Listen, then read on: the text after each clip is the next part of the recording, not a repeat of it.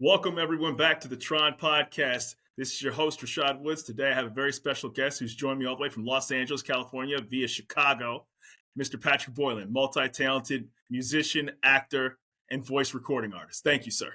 Thank you for having me. How you doing?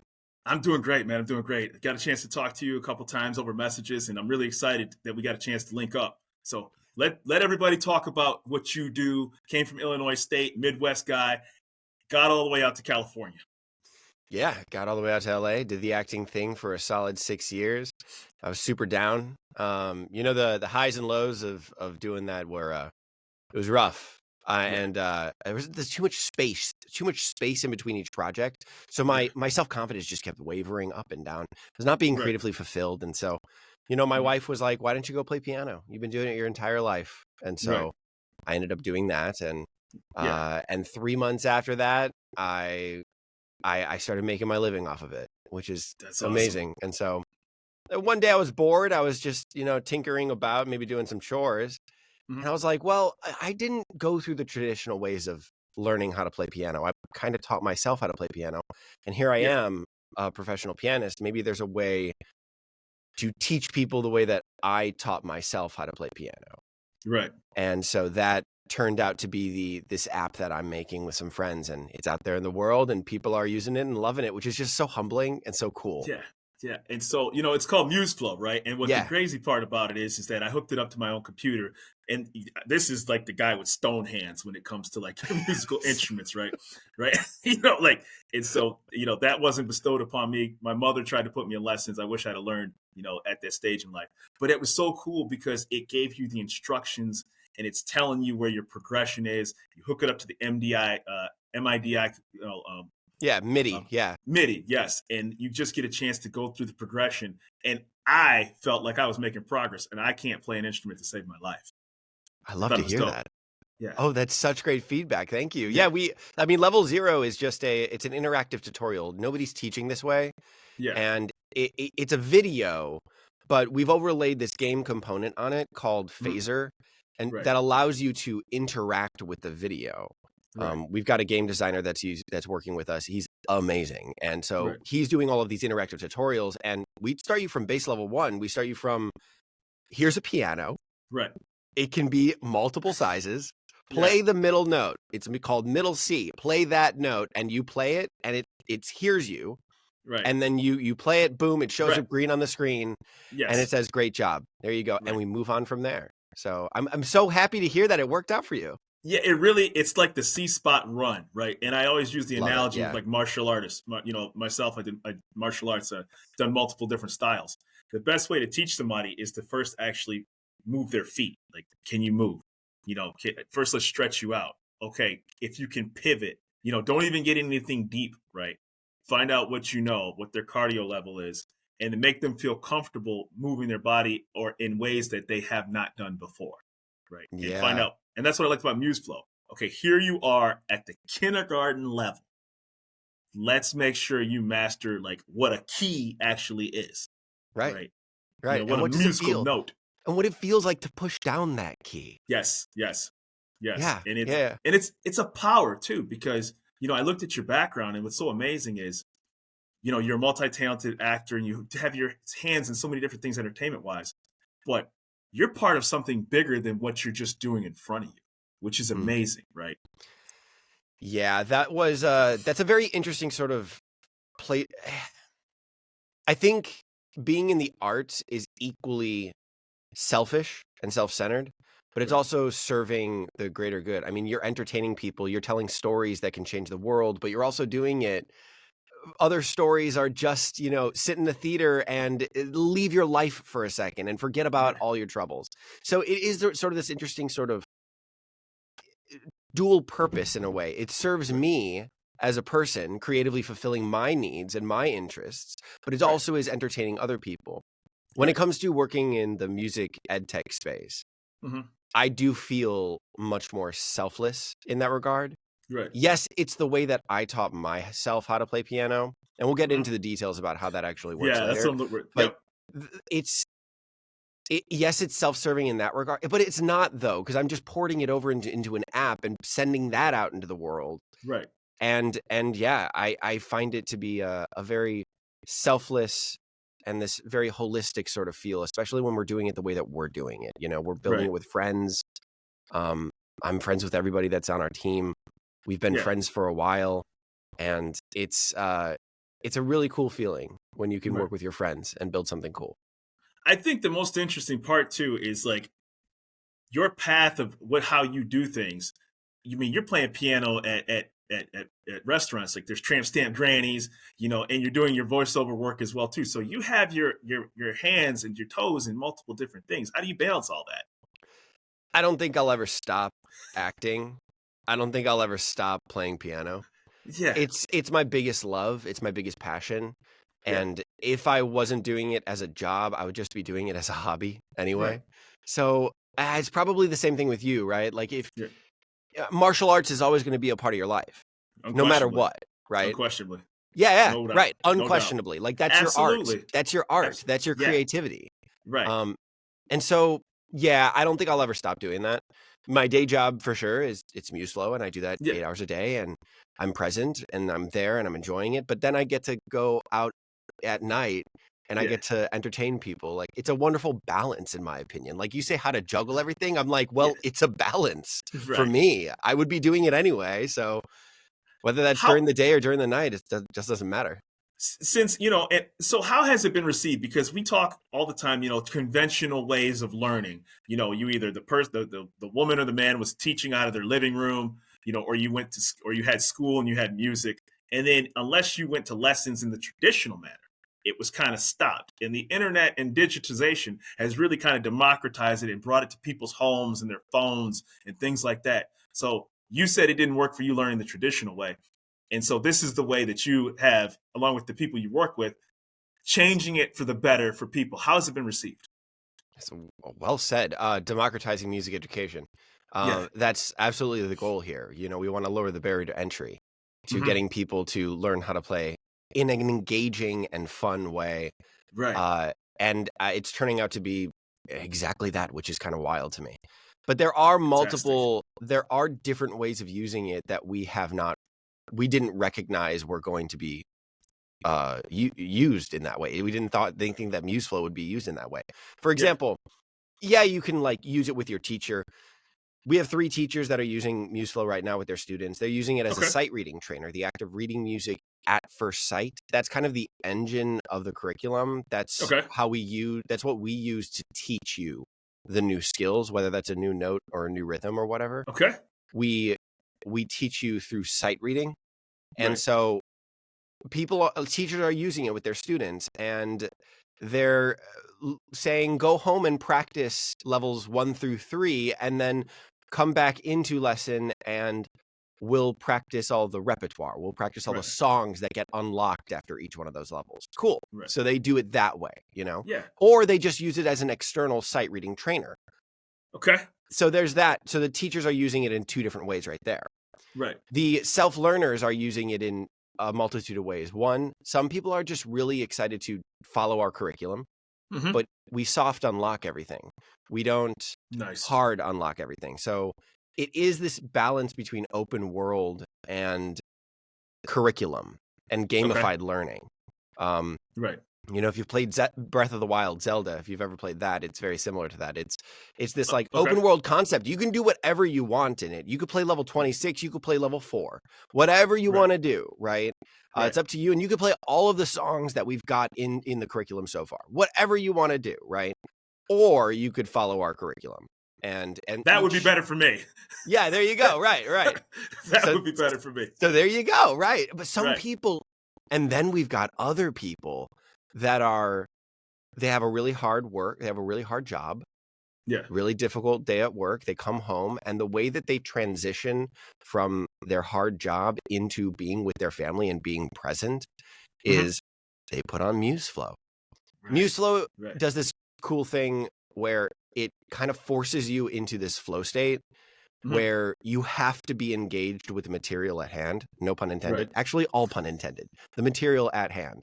Your fingers are the ones that are doing the thing, right? Yeah. So you have to be, you're like locked in and you're engaged, and wherever you place yourself in the curriculum, it should be just a little bit outside of your skill level. So you're being challenged just a little bit. We call it the Goldilocks zone of challenge, where the challenge meets your skill level, just a little bit outside of it, right? Yeah. And so you're doing that because we all need a challenge, right? And so you're forced into that flow state, this music that never repeats, that constantly is just going, and you have to play it. You have to, and it's constantly being generated. It's infinite, and it will never repeat. And it's stuff you've never seen before. And you just got to keep going. And you have to get 4 phrases in a row at 95% accuracy to pass that level. Wow. Yeah. And there you go. And so some people use this as a way to kind of lock themselves into the present, ground them in reality. It lowers their heart rate. It's a meditation in a way. Right. To bridge the gap between a very difficult workday and being present with their family. And I'm like, that we have like 4 or 5. No, I wouldn't say 4 or 5. I think it's between like 2 to 4 people that use it because of that specifically, because it's a forced flow state and makes them present. And I'm like, that's so crazy. I never would have expected that.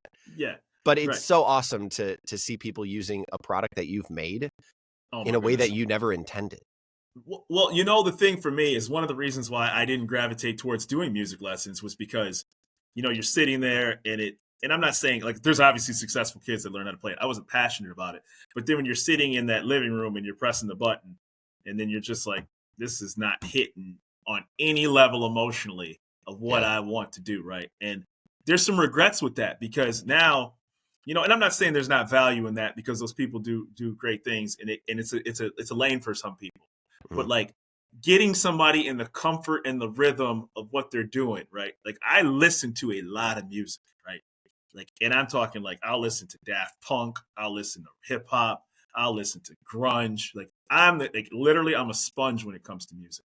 And it's like that app is for the guy like me, where I wouldn't feel embarrassed that I wasn't progressing the way that I should, because then it challenges me in my own setting of where my progress needs to be.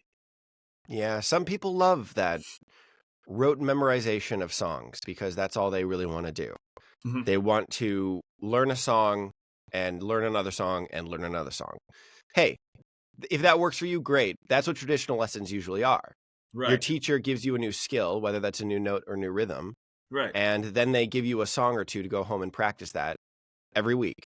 Right. And either you play it perfectly the next week for them. Correct. Or you have to go and repeat those same songs over and over and over until you get it perfect. Absolutely. Okay. So some people appreciate that pressure. Some people appreciate that outside, you know, somebody looking over their shoulder and saying, no, you did that wrong. Right. Some people like that, but it didn't work for me. Right. I felt like I was learning the skills in isolation. I was learning the skills that I needed to know how to play piano in just those specific songs. It didn't feel cumulative for me. And then I was only experiencing those new notes, and I was only learning those new notes in the context of one. Of learning a new note. Just that one song, right? Right. So you're like, it didn't work for me. And so after my teacher retired, no fault of my own, I was a terrible student. I was terrible.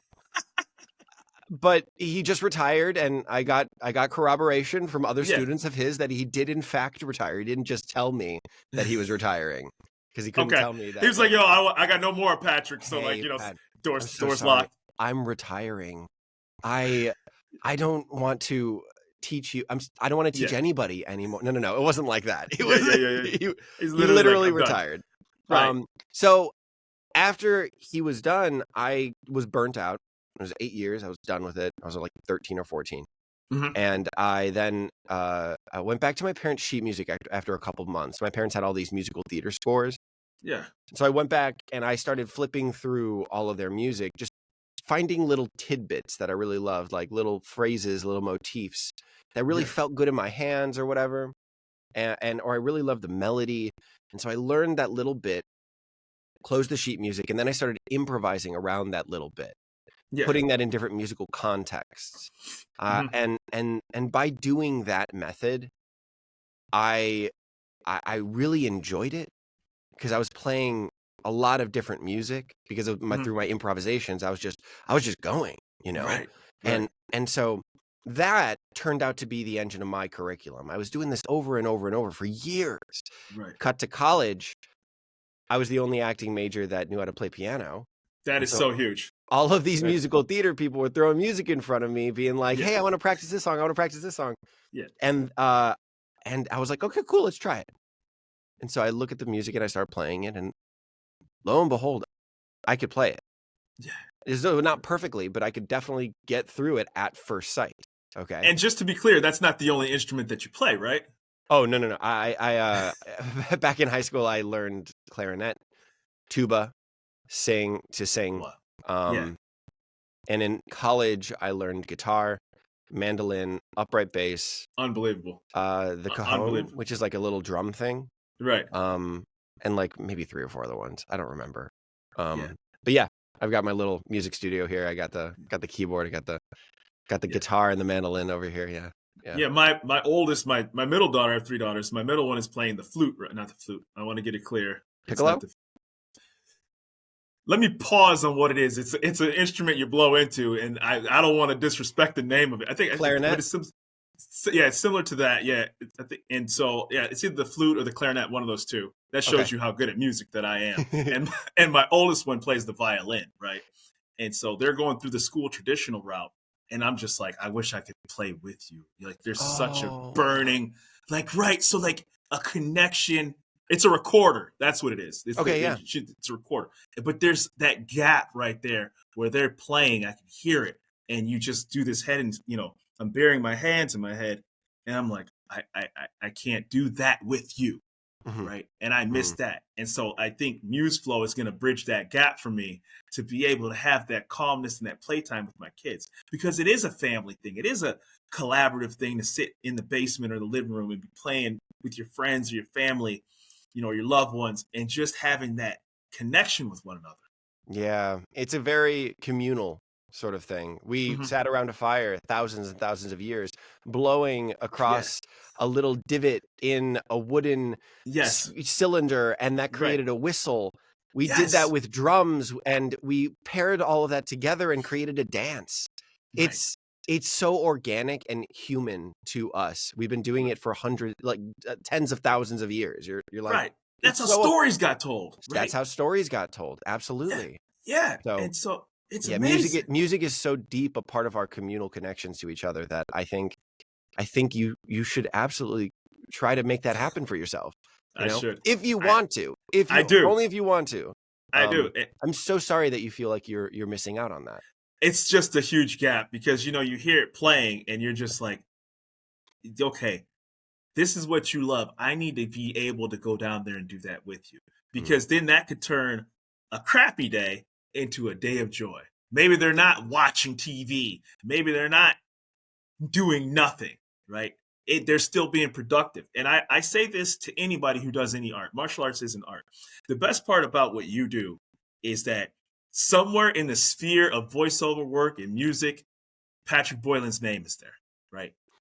Here I am. I'm a nobody in martial arts, right? But somewhere in that connection of history, I'm a footnote, but I can still say I did that, right? I can walk into a martial arts respected place, even if it's a different style, and be like, I know what this is.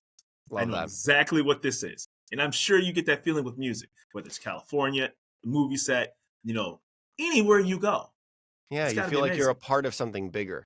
Yeah. And I used to do CrossFit, and it was very similar. Like, I could walk into a CrossFit gym wherever I was, and I knew exactly what they were doing.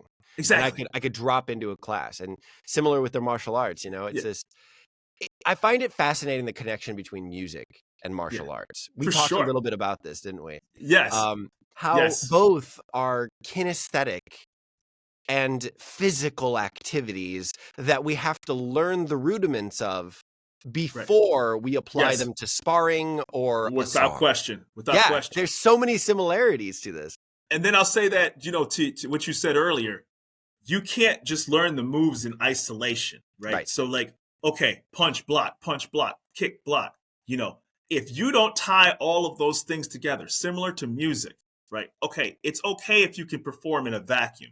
can you go down the dojo or the dojang floor and perform that move? Now you need to tie them together. And so whether your skill set is high, mid, or low, can you put them in a system that they flow together? Similar to music, right? Oh, it's okay if you can play this note in a vacuum or this song. Adaptability. Adaptability. Right. And I'll say this just a little deeper. I don't want to talk more than you. You know, and I know from being in martial arts, when somebody has conviction in what they're doing versus just performing the move that they've memorized. Mm-hmm. So true. It's right. the same thing with music. Yeah. It's the exact same thing. You know, both of those things. Number one, playing in isolation, you're not going to learn. It's not going to be, you know, it's not going to grow. It's not going to be compounding on one another, the things that you learn. Absolutely. And so the theory with MuseFlow is that you have to learn it outside of the context of songs and then go apply it to songs. Right.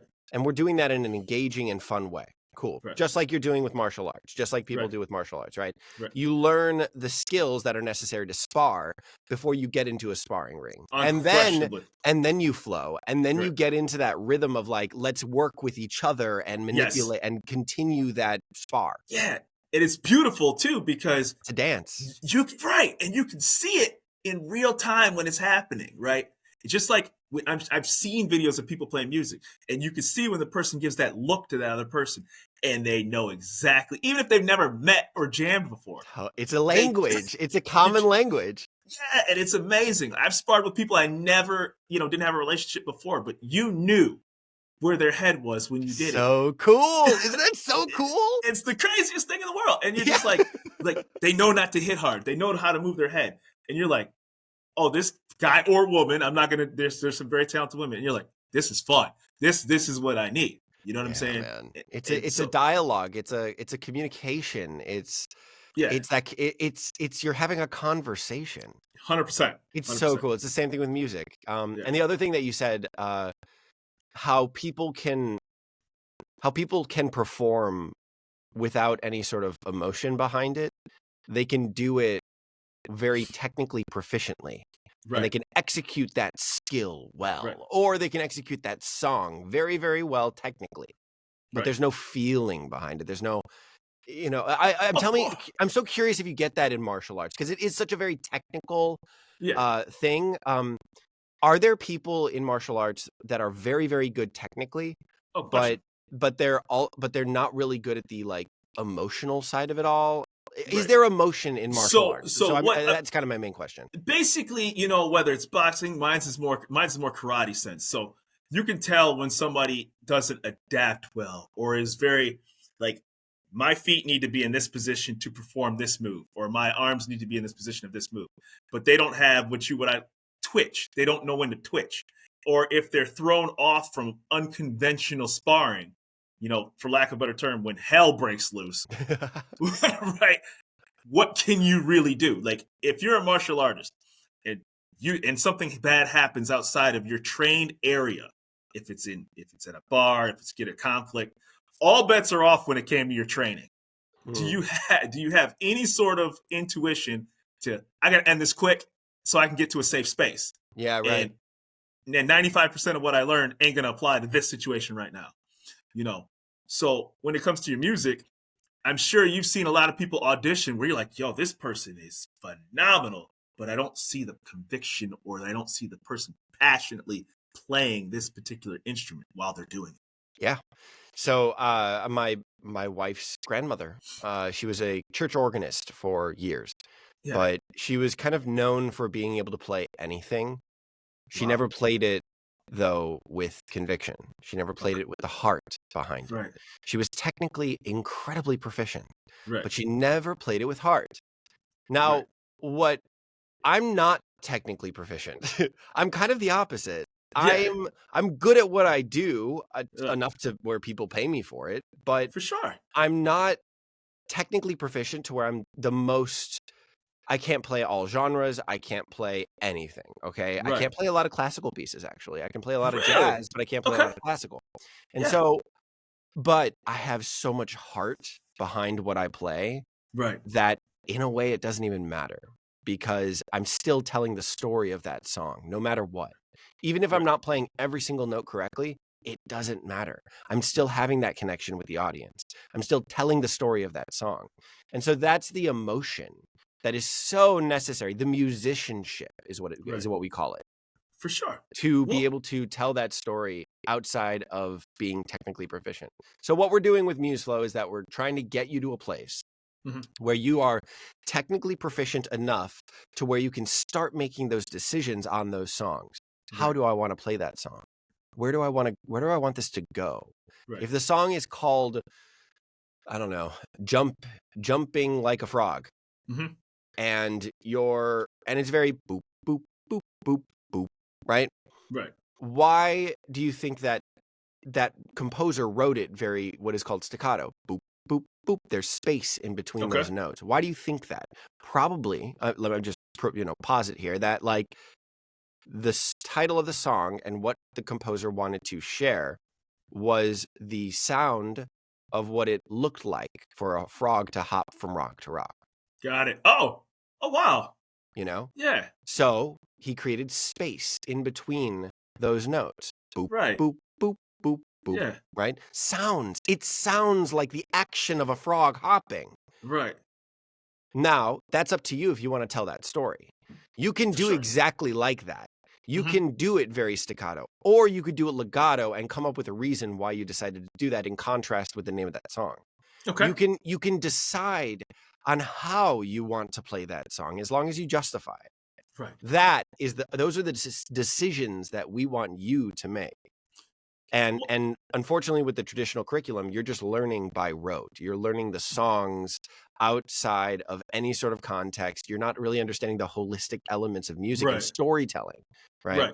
But with MuseFlow, we're getting you to a place so you can be technically proficient, so you can start making those decisions by yourself.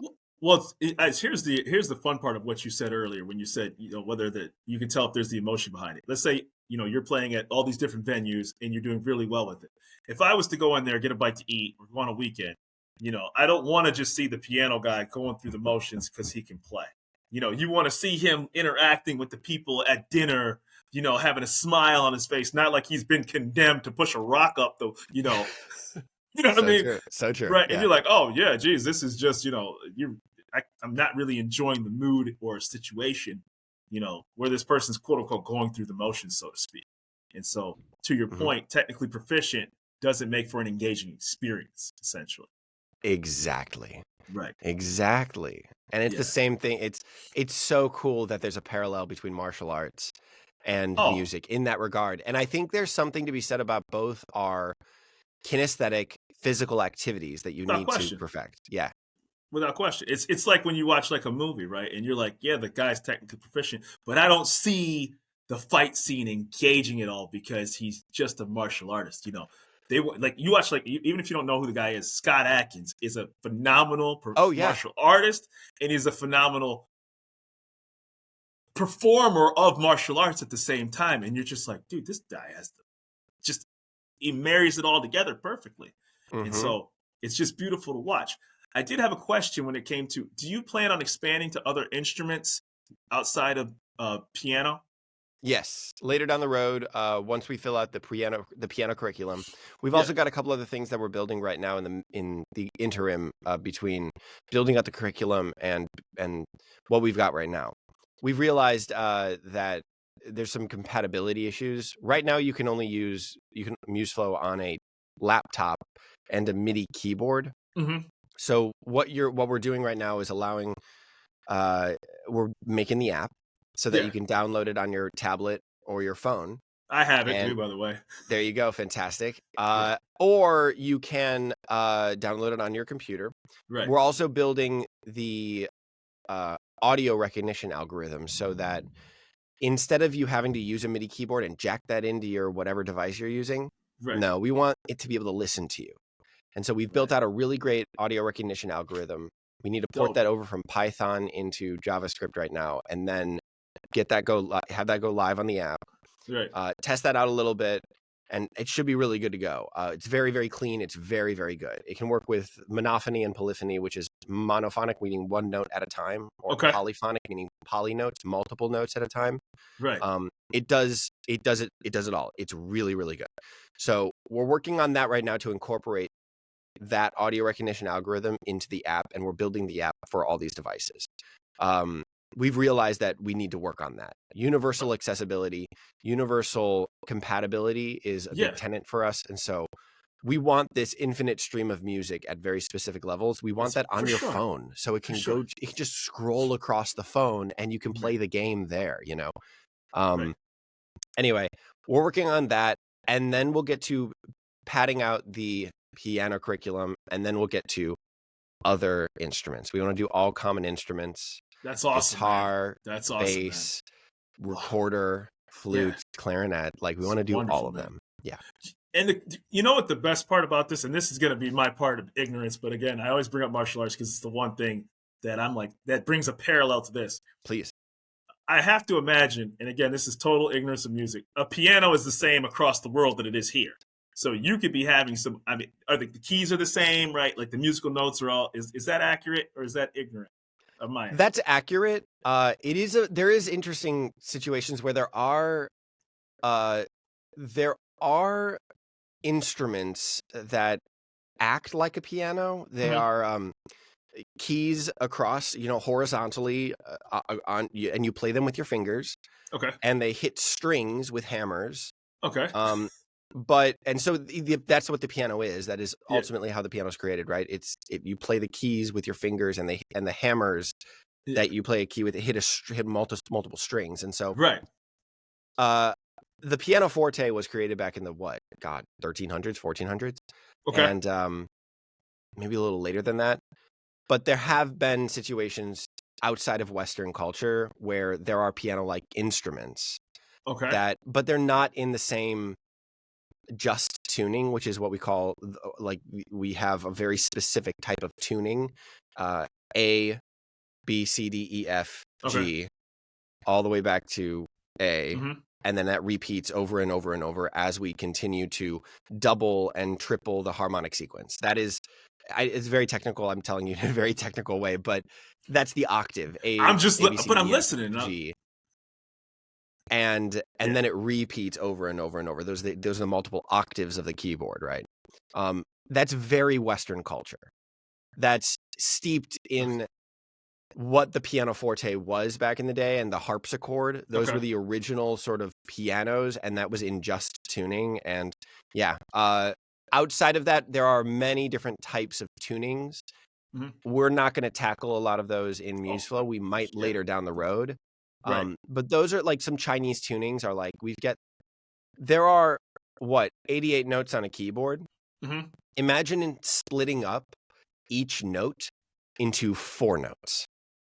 Each note, do, do, do, do, do. Those are 4 notes for us. What if it was do, do, do, do, do, oh my goodness. Do, do, do, do. What if we split it up that much? Right. Wow. Chinese tuning or Vietnamese tuning or Indian tuning, they have so many different ways of splitting up a note. Oh my goodness. And so it's so much more detailed than us, but it allows for so much more nuance in the harmony, which is quite incredible. You get, weirdly enough, a piano is actually a little bit out of tune. So that it can work in every different key, okay? When you split it up into those microtones like that, you're able to work in such a way where you feel the harmony so much more profoundly. Yeah. It's really amazing when you hear and a cappella groups do this just automatically because they don't have a keyboard or they don't have an instrument to guide them. Humans are naturally born to follow harmony the way that physics intended it to be. Okay. Because physics is just sound waves. That's all it is. Sound waves is just physics. That's all it is, right? And so humans are naturally drawn to proper harmony, true harmony. Whereas a piano is in what is called just tuning, and it's just harmony, and it's not perfectly in tune. It's quite fascinating to me that humans will forget about Western tuning when they sing together without an instrument to guide them. Utterly fascinating. And so you look to other cultures for examples of that in all of their instruments because they split the note up into so many different ways.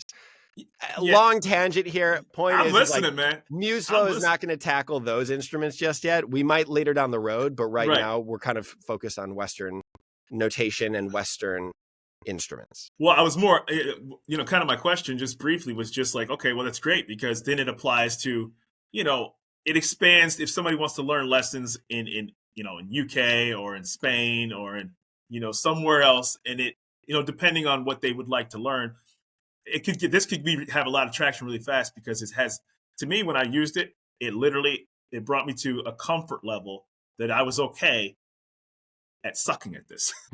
Yeah. Great. I love that. I was okay with sucking at something. And I was like, I'm cool. I'm trash and I'm okay with that. Right. Like, the male ego. Trash and I'm okay with that. I was completely fine with it. I'm like, I'm going to bring my ego down to where like I know nothing. And this app is perfect for the guy that knows nothing, but doesn't want to be embarrassed by the 7-year-old. My kid's playing the violin and it is the most that you want to get brought down to earth when your kid can do something you can't. Like that'll do it right then and there. I'm like, okay, great. Well, knock your socks off, kid. Like, daddy's gonna go watch TV. Yeah. So, hilarious. I love that though because that's it. Number one, we're meeting you where you're at, right? And you're not having a teacher over your shoulder being like, no, you did it wrong. Right. We care so deeply about positive reinforcement.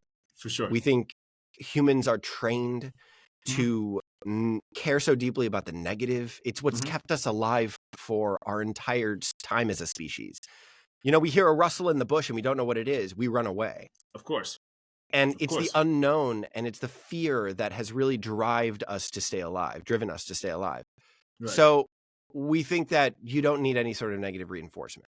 We don't. In fact, we need positive reinforcement to compensate for our natural predisposition for negative reinforcement. And I'll just take it a step further. The reason why music's so beautiful, like they play it in elevators, they play it in the store, they play it right.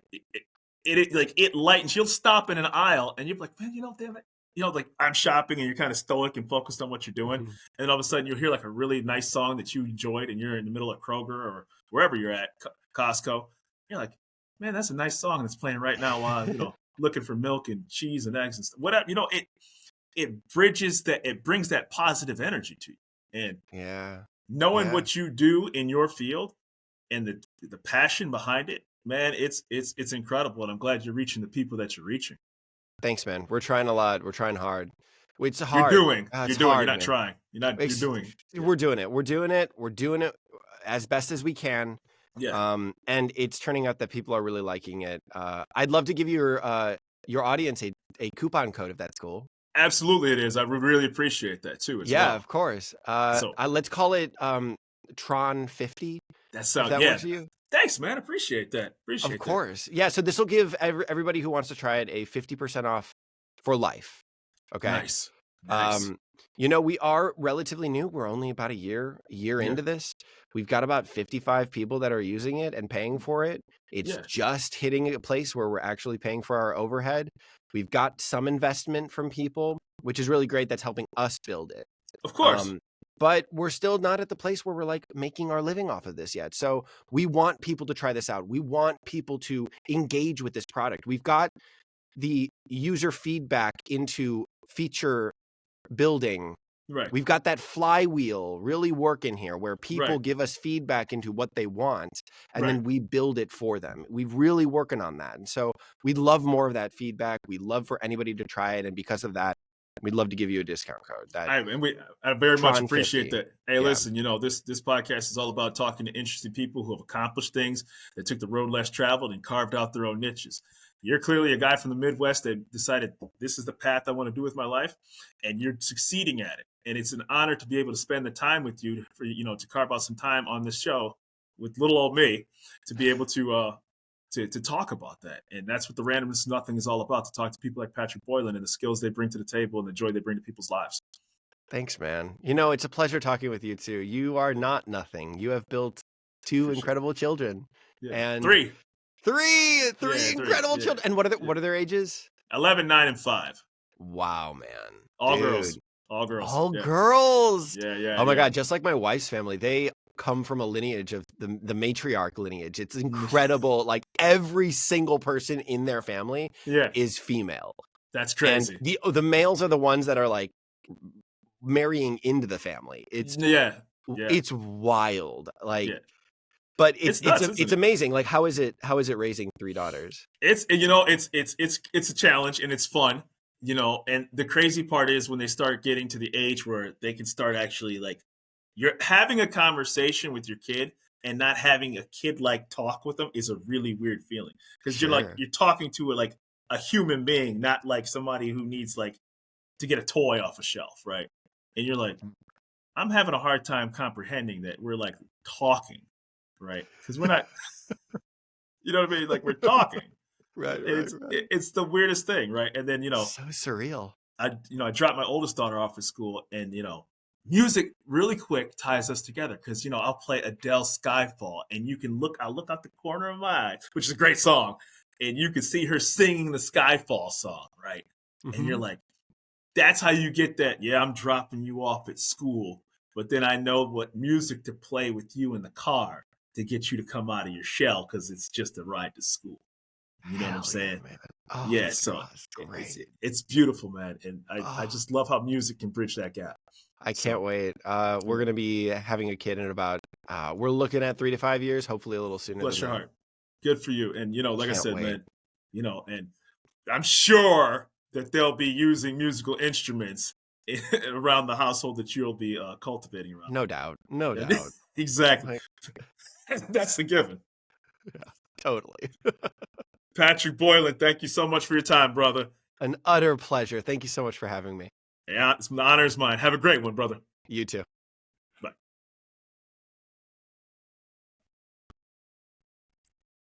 Let's see this.